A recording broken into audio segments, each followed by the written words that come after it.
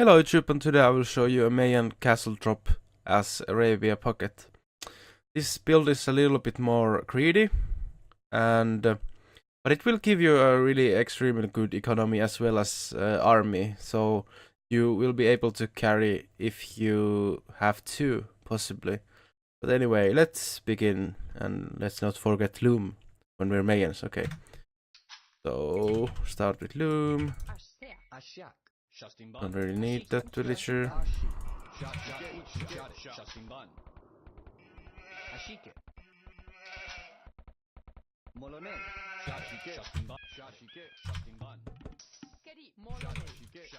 I missed it one sheep, that's fine. I can get it on the next road. Anyway, just to simply start with 6 on sheep, as you do with all sheeps really. Apart from China, and sometimes it's also good to put 7 if you find your sheep really late. Anyway, we're gonna start with 7 on sheep, and then we're gonna put 4 on wood. Pretty standard way of really building nearly everything, except maybe scouts and men-at-arms.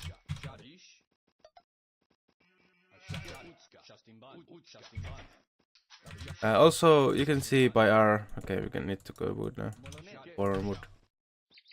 As you can see, our starting position is really on the edge of the map, which also means that it's extremely unlikely that the enemies are any close.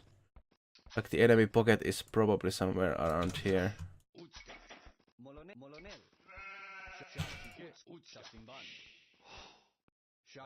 Haven't found our boar yet, huh?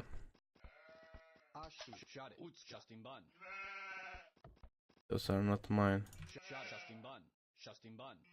We'll take them if they are ours. I don't think the bot is gonna send us. Oh. How am I failing so much? Anyway.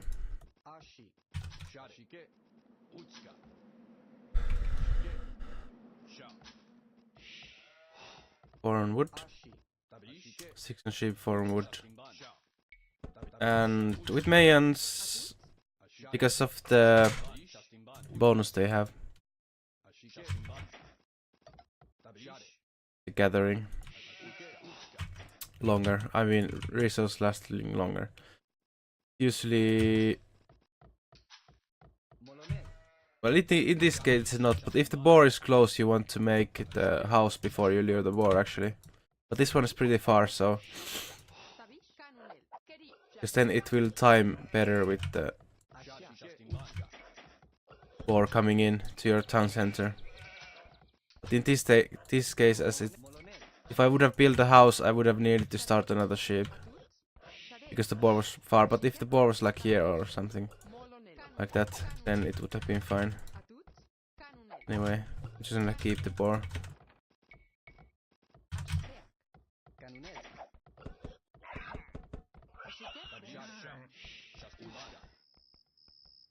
Seems like we have 2 patches of deer.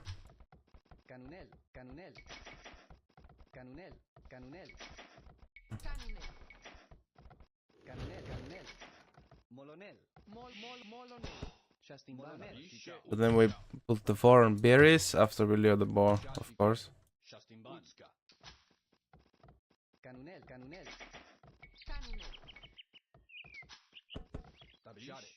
After that we're gonna put them on boar again. Actually gonna lure the deer. You don't need to lure the deer with this. Especially with this build, it's really not necessary. Gonna get the next boar. Well, I lure the deer. Build it on the house.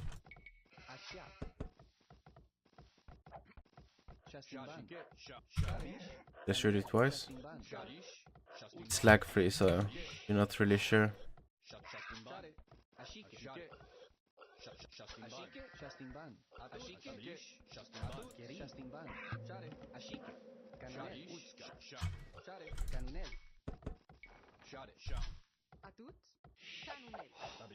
So again, until you're pop 20, you're gonna put on boar. I can actually make some farms. Usually I tend to delay the farms if I'm getting the deer in, because it will be hard to... At bot 20 you're gonna make a lumber camp. Another lumber camp.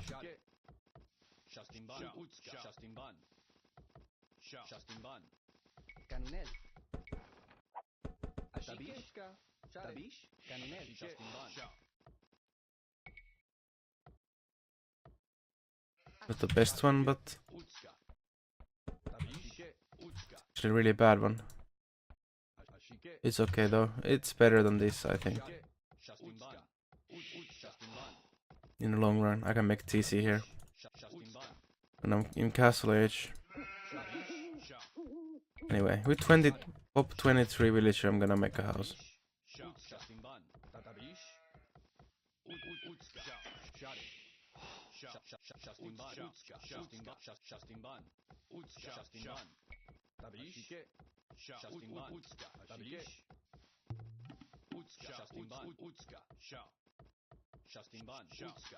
We're gonna put them until pop 25, which is now. And now we're gonna put 2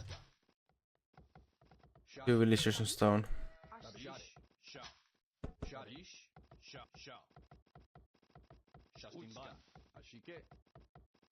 I'm really bad at luring deer now.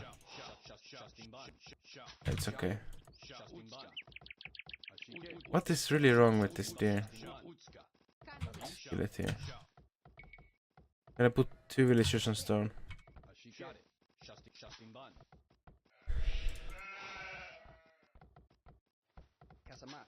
I'm gonna put 3 villagers on gold.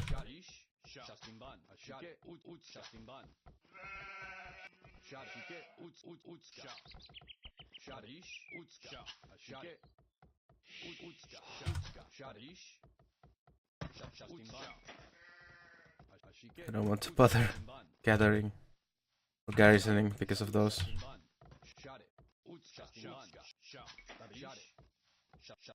So you might think that is it really good to go up pop 30? But you have to also know that because you're Mayan, it basically means you're going up on pop 29. You are 1 village ahead. Now we're gonna click up. Look, we have so much resource already. And you usually want to wall your stone and hold in.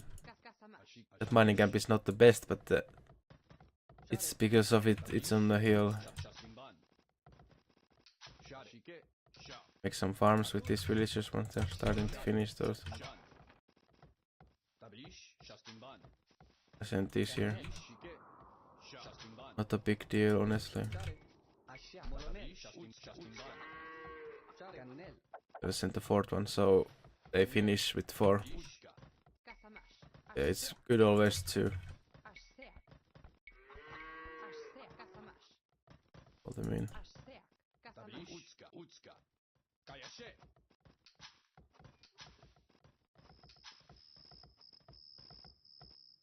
So yeah, 9 on wood, and once this finishes I'm gonna send 2 more on stone. Once the sheep is eaten, make farms with these ones.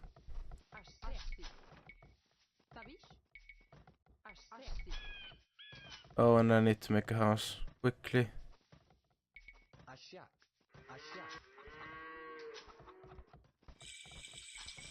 Well, now I'm housed. Anyway, let's just unlock here. Put that one there. So now you want to put 2 more on stone. You can actually get B-tax already, because we have so much food.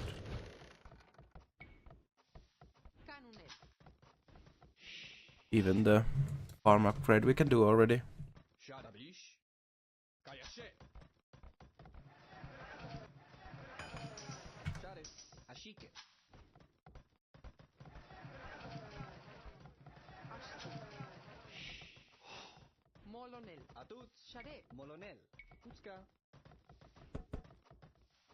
I'll put those on wood right now.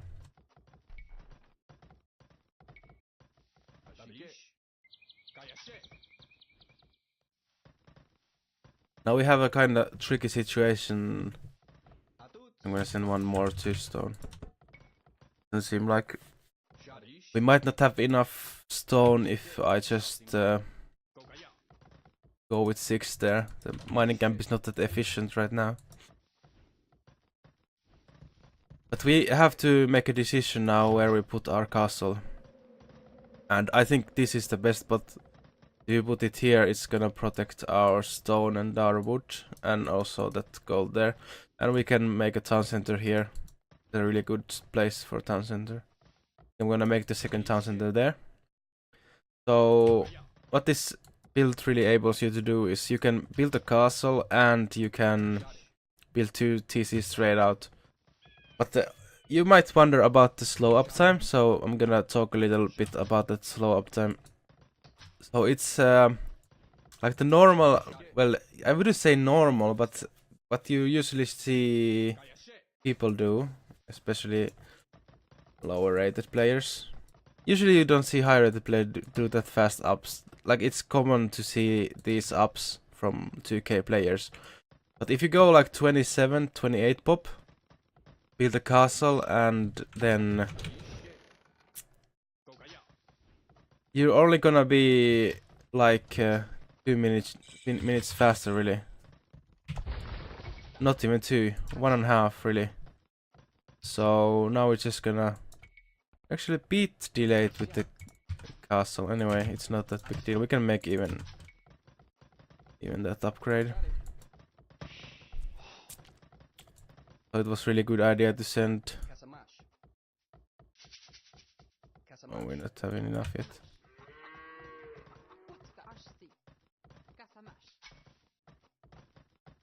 Like if you were really needing to get castle up fast. Oh, we cannot place it on the hill. No, that's on the hill.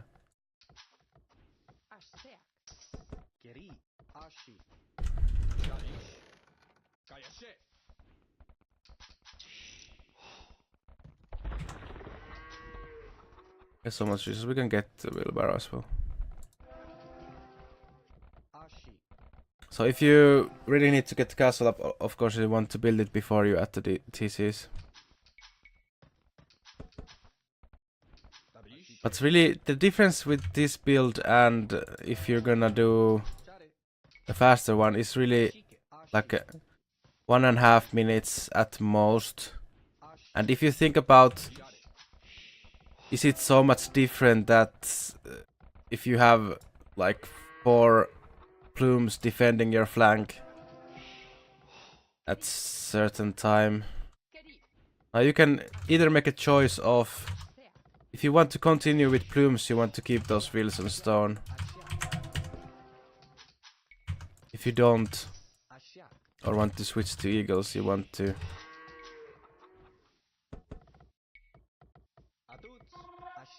stay sending them away to farms or the gold.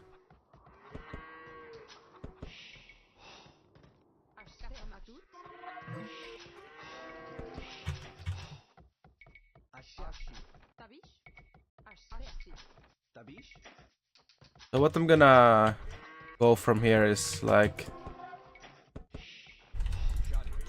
you could like with this build I'm gonna go for eagles. I would have would be going for eagles, but as you can see, you can keep the TCs going, you can keep the castle going, and I also even did the gold mining upgrade, and of course the wood upgrades. So this really gives you a nice eco, and yeah, it does delay your, like if you were going 29, 27, 28, it will delay like 2 minutes, at the most 2 minutes, probably more, 1.5 minutes. But the fact is that if your flank is gonna die, he will die regardless of those 2 minutes most likely, because if the pocket goes 2 stables on him, he will die like no questions asked. He will die. If he's gonna die, he will die. If he's not defended, he will die. Most likely either way. There is also a possibility that you could save him by going for a faster castle drop, but if he's gonna die, he's gonna die. That's my motto, at least. Doesn't help you if you... And then it's a more economic suicide. Like, this is not an economic suicide.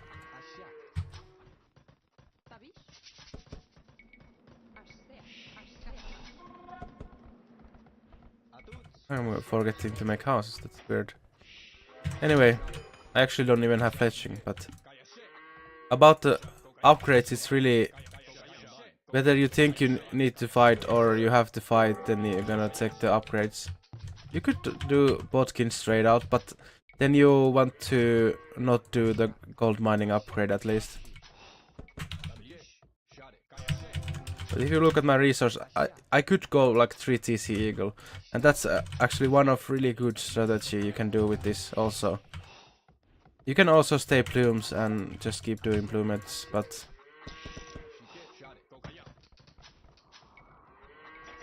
Like hand cards, it's not necessary. Okay. I probably just wanted to go up fast.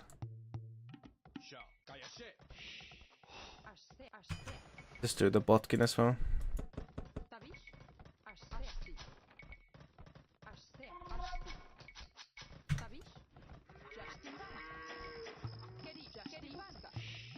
Oh, probably want to wall a bit more smartly.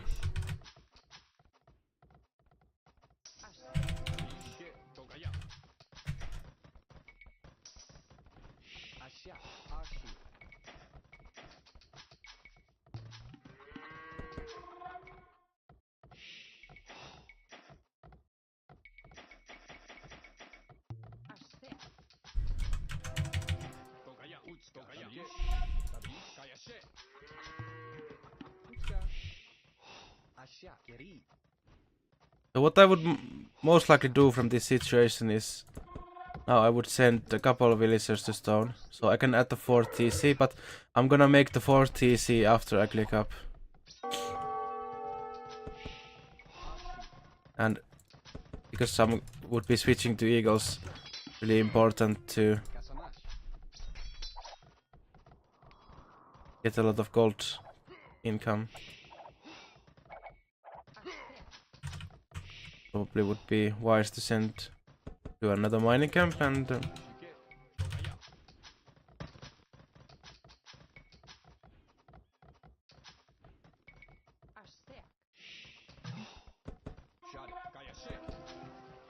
so now I can sell wood.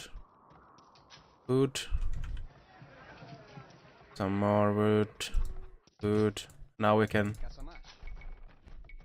go up. Are we up 30 minutes? We could flood eagles. But I'm gonna add another TC. Yeah. And just spam barracks now. Like, this is one way of playing pocket. It's not always good, but this is, like I said, this is often really good way to do this eagle approach. I personally like blooms more usually, but in some situations it's really good. Anyway, let's wrap it up here. So really the power with this strategy is that you get a strong eco, but you can also get a big castle age army, like with the plumes. But the cost for it is that 1.5, 2 minutes, kind of depending what you want to choose. But that means that you get an extremely good economy. You will outboom. You will not only outboom, but you will out-army too. Like if you make mass plumes, you can play aggressive with them and really cause a trouble for the other pocket. If the pocket goes for 2 stables, that's what I would suggest is get Botkin up pretty fast and just go raid his eco. because his eco will be extremely weak. If he goes one stable, then you maybe want to play defensive, but if he goes one stable, that also means that it's extremely unlikely that he would be able to kill the flank, unless if the flank has already died to his guy. But obviously it's possible that he is gonna die to one stable as well, but you should still out eco one stable player if you wanted to. You have the Mayan great economy and stuff like that, and especially if you go like these eagles, there's really not much the pocket can do. Whether choosing eagles or plumes is I usually base it off what the civilizations of the enemy are. Like if you have a Han pocket, you're against Han pocket, Frank pocket, any paladin civ, it's really ballsy to go plumes, but it can sometimes work. But I would usually then prefer eagles. And just maybe even instead of raiding the other pocket, raid all the players. Just you can, if your guy has mass knights, you can just ignore him and kill all the other players, and then he'll have to keep chasing you all over. But plumes are extremely bad against paladins, so you only want to take the decision of going plumes against paladins if you have damaged him, and you know that you have out-ecoed him in a way. If you let him get to paladins, you are screwed, really. Unless your flank is going for helps, of course. But yeah, that's just something quick I did here. It's a live commentary. I didn't write everything up, so it's kind of probably a bit messed up. So I'll apologize, but I wanted to do this live because I feel like I'm more confident now talking live without the script.